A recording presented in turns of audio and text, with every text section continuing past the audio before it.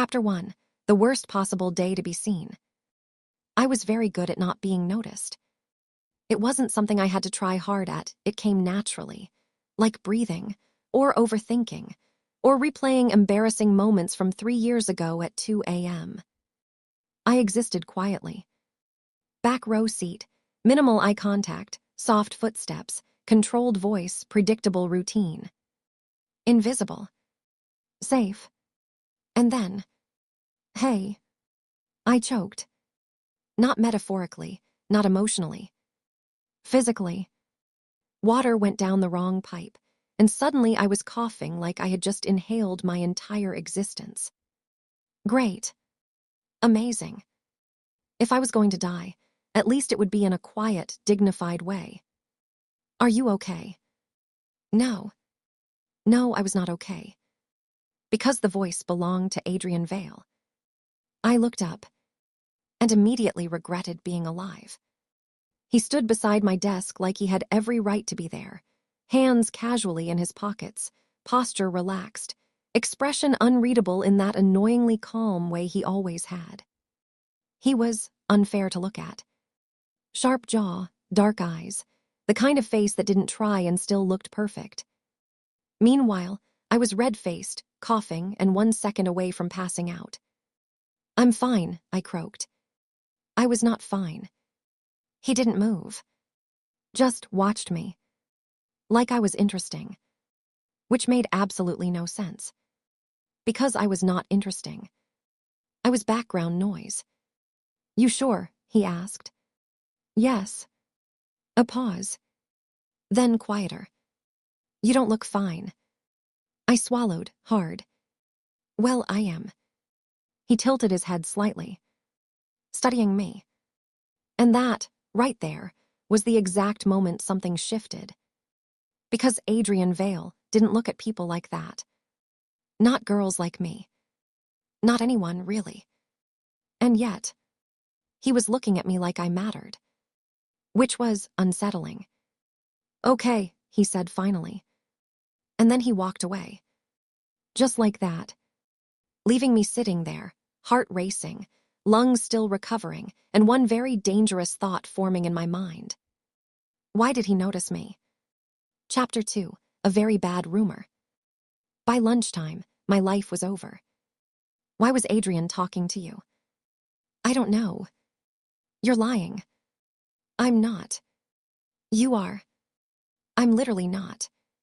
My best friend leaned across the table, eyes narrowed like she was interrogating a criminal. You don't just get approached by Adrian Vale for no reason. I stabbed my food aggressively. Well, clearly I do. That doesn't make sense. I agree. She squinted at me. Did you confess? I choked again. Different reason this time. Confess what? To him. My brain short-circuited. I barely confessed to my math homework. She ignored that. You've been hiding something. I haven't. You have. I haven't. You have. You have. I dropped my fork. Why are you like this? Because something is going on, she said calmly, and I will find out. I groaned and buried my face in my hands. This was how rumors started. Something small. Something meaningless. And suddenly, she's into him. He talked to her. They're probably talking. They're probably dadding. Maybe she confessed. It spread fast. Too fast. By the end of lunch, people were already looking at me differently. Whispering. Glancing. Judging. And I hated it. Because they were wrong.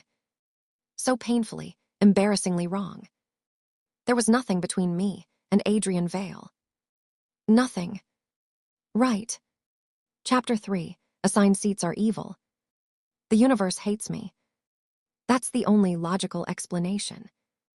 Because the next day. New seating arrangement. I didn't think much of it. Until I saw my name. And then. His name. Right next to mine. No, I whispered. Yes, my teacher said without even looking at me. This was targeted. This had to be targeted. I walked to the seat like I was approaching my execution. Sat down slowly. Carefully. Like sudden movements might make it worse. Adrian was already there. Of course he was. Leaning back in his chair like the classroom belonged to him, like everything did. He glanced at me. Just once. Then back at his book. Casual.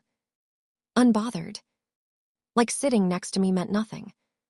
Which it should. It absolutely should. So why did my heart feel like it was trying to escape? Minutes passed. Silence. Then, "You're quieter than I expected." I froze. "You expected something." He turned his head slightly. Eyes on me. I pay attention. I blinked. That was not reassuring. "To what?" I asked. "You." "No. Nope. Absolutely not."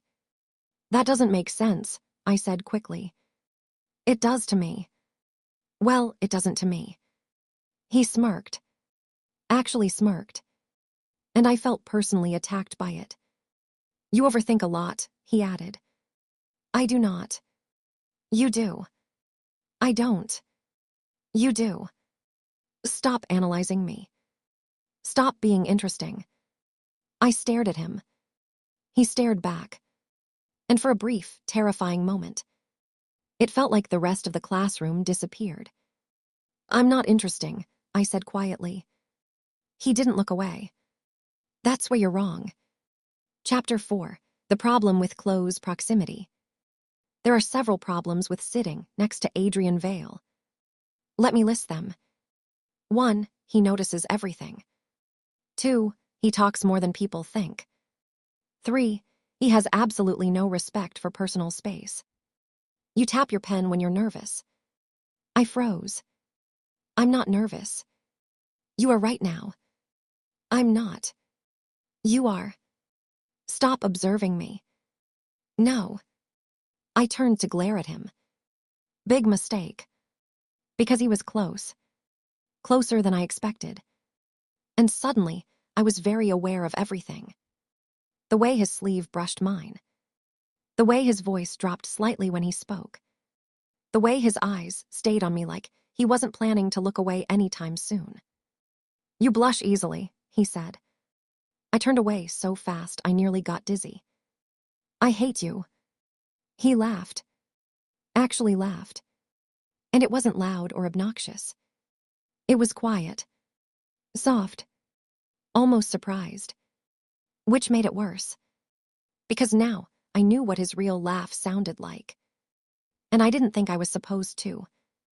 That day should have ended like any other. Forgettable. Normal. Safe.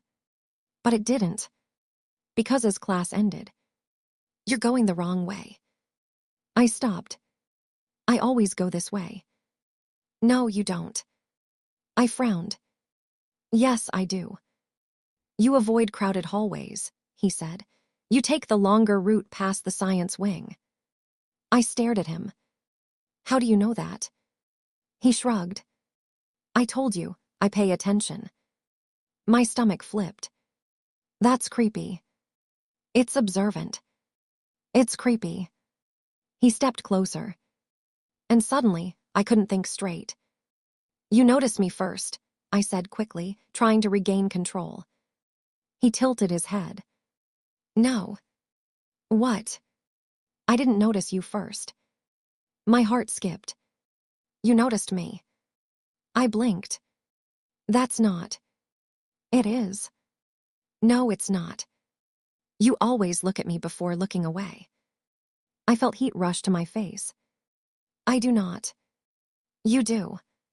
"I don't." "You're doing it right now." I immediately looked away. "That doesn't count." He smiled. And there it was again. That feeling. That something was changing. That being invisible wasn't an option anymore. Chapter 5. Unexpected kindness. I failed the quiz. Not just failed. Destroyed. Humiliated. Publicly betrayed by my own brain. I stared at the paper like it had personally wronged me. Red ink everywhere. It looked violent. "Wow," my friend whispered. "That's impressive." "Don't," I said flatly. She leaned closer. "Did you study?" I opened the book. And I looked at it. That explains a lot. I dropped my head onto the desk. This was exactly why I preferred being invisible. No expectations. No attention.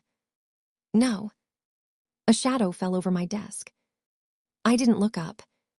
"Go away," I muttered. Something slid onto my paper. I blinked. Notes. Neat, organized, color-coded like they belonged to a completely different species of human. I slowly lifted my head. "Adrian." "Of course." "I don't need your pity," I said. "It's not pity." "Then what is it?" He shrugged, like it was obvious. "You need help." "That's not comforting." "It's true." I stared at the notes again. They were good. Annoyingly good. "You made these?" I asked. "Yes." "Why are they so?" I gestured vaguely. "Perfect." He smirked slightly. "Because I'm not you." I gasped. That was rude. That was accurate. I narrowed my eyes at him. "You're very annoying." "You're still going to use the notes." I paused. "Yes." His smirk deepened. I hated that he was right. "Why are you helping me?" I asked quietly. That was the real question. Because boys like him don't do things like this. Not for girls like me. Not for anyone, really. He didn't answer immediately. Just looked at me.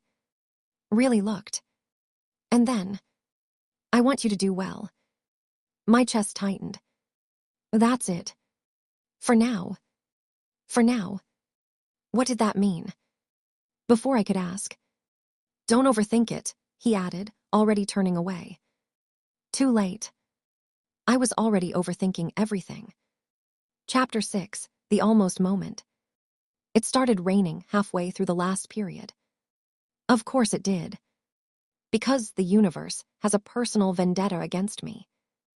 I stood by the school entrance, staring out at the rain like I could will it to stop. I didn't bring an umbrella. Because I'm smart like that. "Just run," my friend said. "I value my dignity." "You lost that when you choked on water in front of Adrian." "That was one time." "It was yesterday." "I'm going to pretend you didn't say that." She laughed and left me behind. Traitor. I took a deep breath. Okay. I could do this. It's just rain. Water. Falling aggressively from the sky. I stepped forward. "You're not going out like that." I froze. Slowly turned. Adrian. Holding an umbrella. Naturally. Of course he had an umbrella. He probably had a backup umbrella. And a backup plan. And perfect hair even in a storm. "I'll survive," I said. "You'll get sick." "I won't." "You will." "I won't." He sighed. Like I was exhausting. Which rude. Then he stepped closer. And suddenly, everything felt smaller. Quieter. Just him. "You're stubborn," he said. "You're bossy. And yet," he murmured, "you're still standing here." I opened my mouth. Closed it. "Fine." He didn't say anything. Just shifted slightly, making space under the umbrella. I stepped in. Carefully. Trying not to think about how close we were. Which was impossible. Because our shoulders brushed. Light. Accidental. But it sent something sharp and electric through me. We started walking. Slow. Too slow. Like time was stretching just to make it worse. "Why do you always take the longer route?" he asked. I swallowed. Less crowded. You don't like people. I like people, I said defensively. You avoid them. That's different. How? I don't like interacting with people. He huffed a quiet laugh. That explains a lot. What does that mean? You talk to me. That's because you don't leave me alone. Exactly. I turned to glare at him, and immediately regretted it. Because he was already looking at me. Close. Too close. Rain tapping softly above us. Everything else fatting. You could tell me to leave, he said. Would you? No. I exhaled slowly. I thought so. A pause. Then, his hand brushed mine. Just barely. Fingers grazing. Warm. Intentional. My breath caught. I didn't move. Didn't pull away. Didn't do anything except stand there, completely still, like even breathing might ruin the moment. He didn't move either. But I could feel it. The space between us changing. Shrinking. Tightening. Like something was about to happen. Something dangerous. Something. A car splashed through a puddle nearby. Reality snapped back. I jerked slightly. He straightened. The moment broke. We're here, he said. I nodded. Too quickly. Yeah. I stepped out from under the umbrella. Immediately colder. Thanks, I added. He watched me for a second. Then, next time bring your own. I frowned. There's going to be a next time. His lips curved slightly. Definitely. Chapter 7, The Teasing Problem. Something changed after that. I couldn't explain it. But I could feel it. In the way he looked at me. In the way he talked to me. In the way he didn't stop. You're starring. I'm not. You are. I was thinking. About me. No. Liar.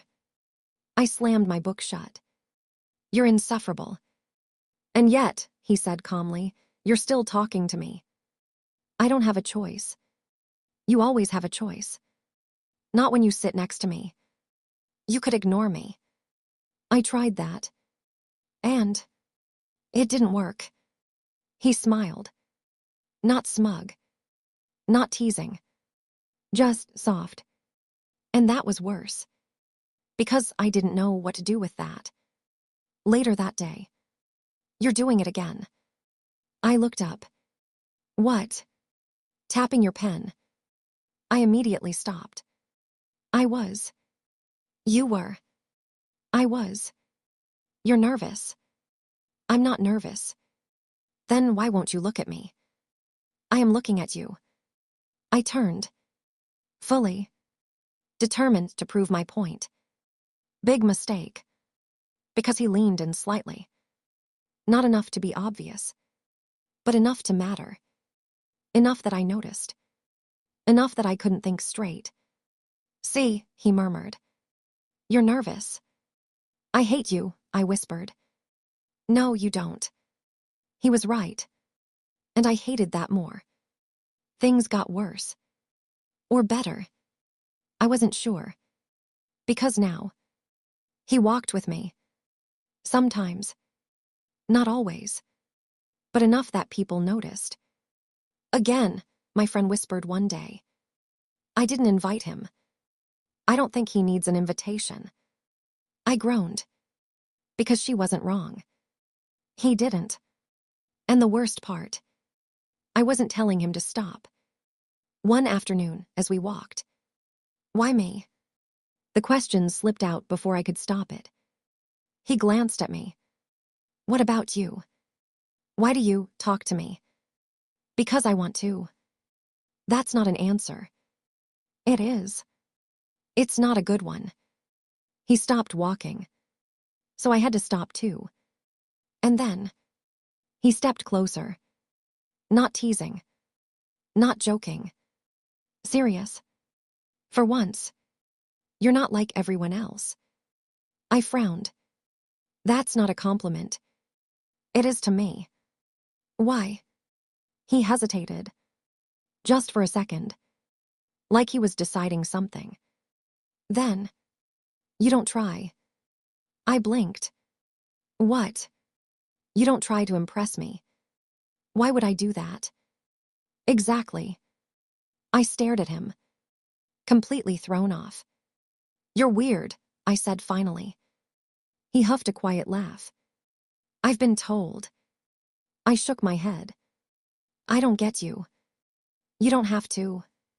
He took a step back, giving me space again, like he knew exactly how much I could handle. And somehow, that made it worse.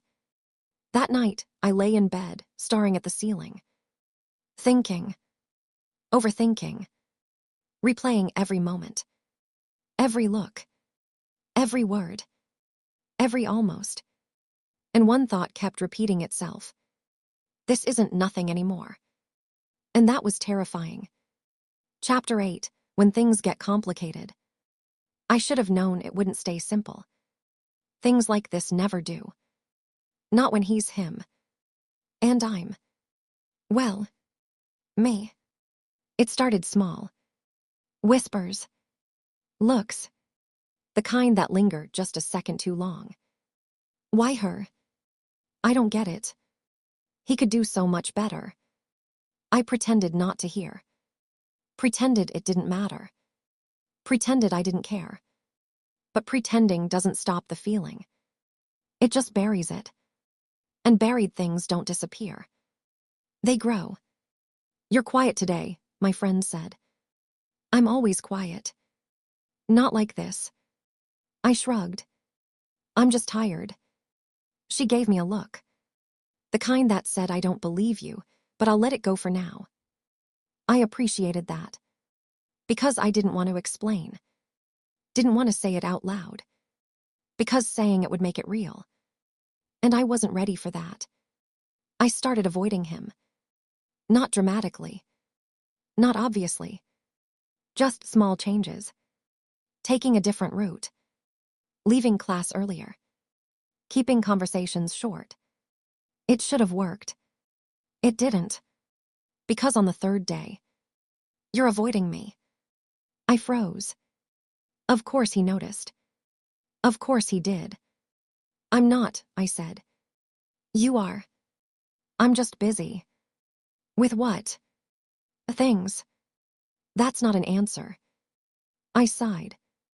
Why does it matter? Silence. And then, because it does. I swallowed. Don't look at him. Don't. I looked at him. Mistake. Because he wasn't teasing. Wasn't smiling. Wasn't relaxed. He looked serious. And that was new. That's not fair, I said quietly. What is? You. His brows furrowed slightly. Explain. You just came into my life and, I gestured helplessly, made everything complicated. I talked to you. That's not all you did. Then what did I do? I hesitated. Because the answer felt too big. Too honest. You made me feel things, I admitted. The words hung between us. Heavy. Real. His expression softened slightly. And that's bad. Yes. Why? Because I don't understand it. My voice came out sharper than I intended. I don't understand why you like talking to me, or why you notice things about me, or why you. I stopped. Too much. This was too much. He stepped closer. Of course he did. Always closer. You think I don't know, he said quietly. Know what? That you don't believe me. I looked away. Can you blame me? He didn't answer right away. And somehow, that silence hurt more. Chapter 9, The Confession That Wasn't Supposed to Happen. It happened after school. Of course it did. Because things like this always do. The hallway was empty. Too quiet. Too still. I should have left. I didn't. You're still avoiding me. I sighed. I'm not doing this again.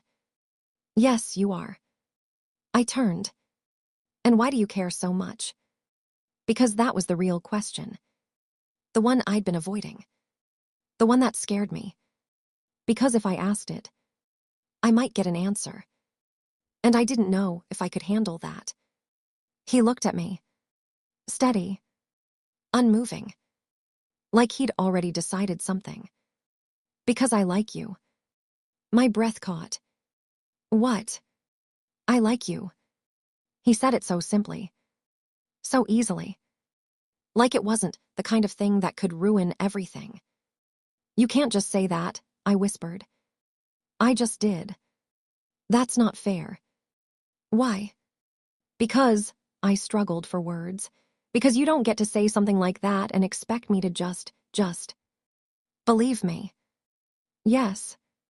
Then don't. I blinked. What?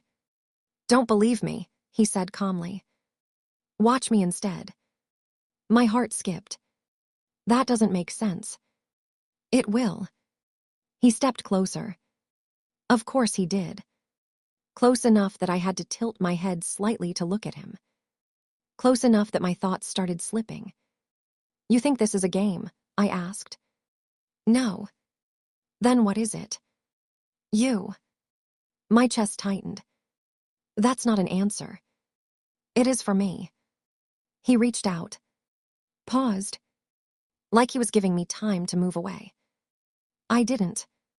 So his hand gently tilted my chin up, forcing me to meet his gaze. And suddenly, I couldn't breathe. You're the only one who doesn't treat me like I'm something, he said quietly. You are something. I'm not to you. I frowned. That's not true. It is, he insisted. You argue with me, you ignore me, you don't care about who I'm supposed to be. That's because. I stopped. Because I didn't have a good answer. He watched me. Carefully. Softly. Do you like me? He asked. My heart slammed against my ribs. This was it. The moment. The question I'd been avoiding. I opened my mouth. Closed it. Opened it again. That's not the point. He huffed a quiet laugh. That means yes. I didn't say that. You didn't deny it either. I looked away. Because I couldn't lie. And I couldn't say it. Not yet. Chapter 10. The girl who wasn't invisible anymore. Everything changed after that. Not suddenly. Not dramatically. But slowly. Steadily. Like something settling into place. He didn't push. Didn't rush. Didn't demand an answer. He just stayed. Walked with me. Sat next to me. Talked to me. Like nothing had changed. Even though everything had. You're thinking again. I always think. Too much. I glanced at him. You started it. I finished it. That doesn't make sense. It does to me. I rolled my eyes. You're impossible. You like me. Unfortunately. He smiled. And there it was again. That soft look. The one that made everything feel real. Days passed. Then weeks. And somewhere in between. I stopped trying to understand it. Stopped trying to question it. Stopped trying to push it away. Because the truth was simple. Terrifying. Unavoidable. I liked him. We were walking home again. Same path. Same quiet. Different feeling. Still think I wouldn't like you? He asked. I glanced at him. At the boy who saw me when no one else did. The boy who refused to let me disappear. The boy who made everything complicated. And somehow better. I think you're a little insane, I said. He grinned. I've been told. I hesitated. Just for a second. Then, I like you too. The words felt right. His expression softened. Not surprised. Not shocked. Like he'd known all along. Finally, he murmured. Finally what? You caught up. I scoffed. You're so annoying. You still like me. That's the problem. He laughed. And this time, I didn't feel nervous. Didn't feel overwhelmed. Didn't feel like I needed to hide. Because for the first time, I wasn't invisible anymore. And maybe that wasn't something to be afraid of. He reached for my hand. Slowly, giving me time to pull away. I didn't. Our fingers intertwined. Warm. Steady. Certain. And somehow, that felt like the beginning of something. Not the end. The end. This was brought to you by Romance Hobbit. If this story moved you, subscribe. A new story is already waiting for you.